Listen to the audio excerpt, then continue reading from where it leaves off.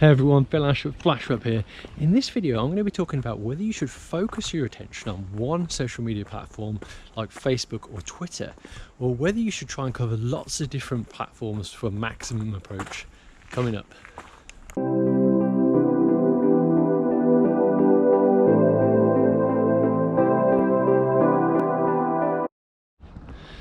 So the answer to whether you should focus on one platform or multiple really comes down to a few different factors.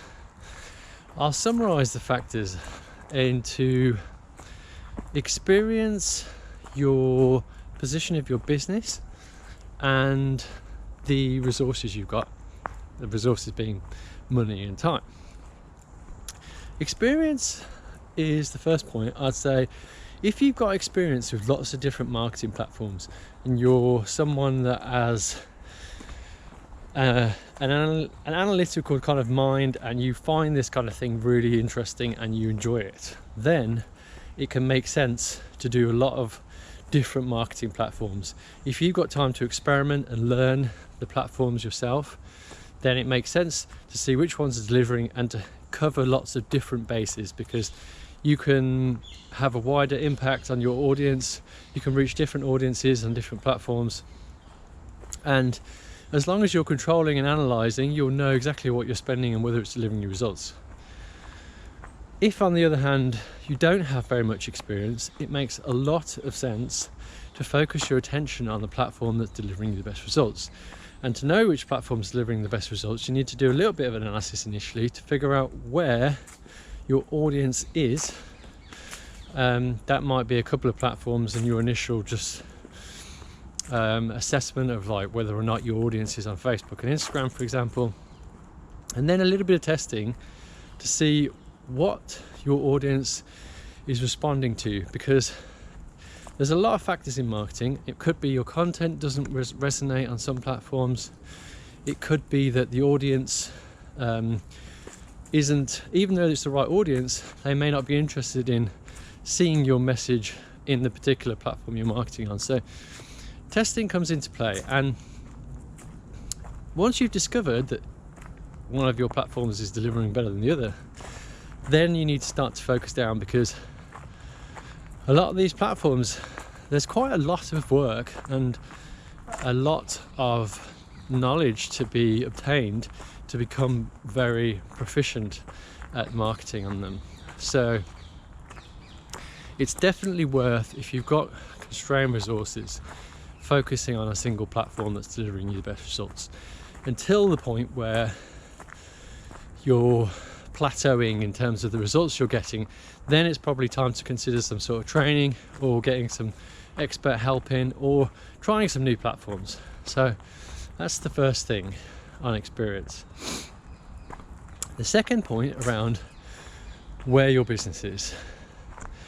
If you're just starting your business, it makes sense to market broadly, market broadly and superficially initially, because what you're trying to do is see if your assessment of where you think your audience is correct. So it comes down to the testing factor I mentioned earlier. It may be that your assumptions around your audience and how they respond and what's the most cost-effective marketing might actually not be correct, and that's why it's always worth doing a testing phase. Of course, you can't test all the platforms initially, because even on a startup, unless you've got a huge budget, assigning resource, time-wise, money-wise, to lots of different platforms that might not deliver isn't a great way to spend, unless, of course, you're doing some big launch event and you've got a large budget and you are trying to create a massive impact. So if you are starting and you're a solopreneur or you've got limited resources, then it makes sense, once you've done that initial phase of testing different platforms, a few platforms that you think might deliver, then focusing your attention down onto one platform. It makes a lot of sense. If, on the other hand, you're at a later stage of your business and one platform's been delivering for you, yes, it makes sense to continue focusing on that platform. However, there's always room to experiment a little bit, because it might be that some new platform comes on the scene, and it happens that your audience is on that platform and they're very interested in it. Maybe not for the reason that you're going there to market to them, but they may be present there.